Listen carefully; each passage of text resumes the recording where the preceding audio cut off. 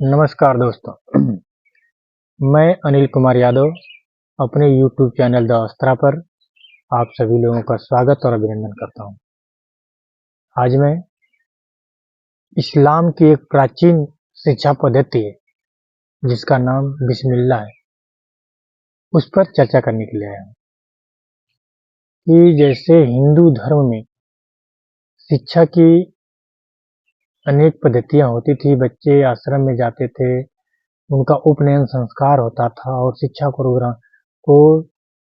प्रारंभ करना शुरू करते थे। उसी प्रकार प्राचीन काल में इस्लामी शिक्षा में बिस्मिल्लाह नाम की एक पद्धति थी, जो बिस्मिल्लाह की रस्म पूरी करके बच्चे अपनी शिक्षा का आरंभ करते थे। और बिस्मिल्लाह पद्धति को आरंभ की जो रस्म निभाने के लिए बच्चे की उम्र जो है, मुस्लिम बच्चों की जो उम्र है वो 4 वर्ष 4 महीने 4 दिन होनी आवश्यक होती थी।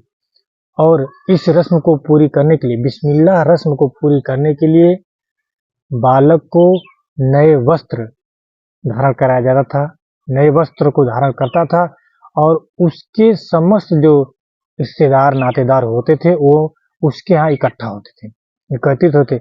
इसके पश्चात बालक के सामने, जो मुस्लिम बच्चा होता था, उसके सामने कुरान की प्रस्तावना तथा उसका 55वां तथा 87वां 55 और 87 का जो अध्याय होता था, कुरान का जो 55वां और 37वां अध्याय जो होता था वह प्रस्तुत किया जाता था बच्चे को पढ़ाने के लिए। मौलवी साहब, जो मुसलमानों में मौलवी लोग होते हैं जो शिक्षा देते हैं, तो मौलवी साहब कुरान की आयतों का उच्चारण करते थे और बालक उस कुरान के उच्चारण को, मौलवी साहब द्वारा किए गए उच्चारण को बालक जो है दोहराता था। और यदि बालक पाठ को दोहराने में असमर्थ होता था, जो मौलवी साहब कुरान की आयत को, जो 55वीं आयत और 87वीं आयत को पढ़ते थे और बालक दोहराता था, और जो बालक उस आयतों को दोहराने में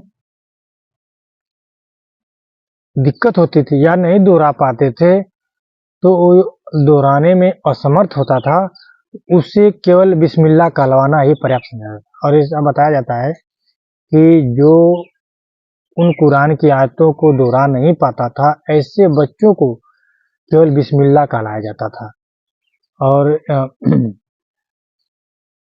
और बिस्मिल्लाह कहना ही उसकी योग्यता होती थी, पर्याप्त होती थी कि अगर कोई मुस्लिम बच्चा बिस्मिल्लाह कह देता था तो उसकी शिक्षा जो है प्रारंभ कर दी जाती थी। इस रस्म के पश्चात बालक की शिक्षा प्रारंभ। और बताया जाता है कि जो बच्चा बिस्मिल्लाह कह लेता था, उसका उच्चारण कर लेता था या जो दोहरा लेता था, मौलवी की कही गई बाणी को कह लेता था, वो जो है बिस्मिल्लाह पद्धति के तहत शिक्षा ग्रहण कर सकता था। और उसके बाद उसकी जो प्रारंभिक शिक्षा होती थी, जो शुरुआती शिक्षा थी, उसमें वो प्रवेश कर लेता था। और ऐसा बताया जाता है कि प्राचीन काल में, या ये कहेंगे कि सल्तनत काल कहें या जो है मुगल काल कहें, उसमें हमारे देश में दिल्ली, आगरा, जौनपुर, बीदर और मालवा, ये ऐसे 5 राज्य रहे प्राचीन काल के। ऐसे प्रसिद्ध शिक्षा, मुसलमानों की प्रसिद्ध शिक्षा क्षेत्र रहे हैं, जिनका नाम उस समय के शिक्षा में सबसे अग्रणी है। इस्लामी शिक्षा में सबसे, पूरे हिंदुस्तान में इस्लामी शिक्षा के क्षेत्र में सबसे आगे था दिल्ली, आगरा, जौनपुर, बीदर और मालवा।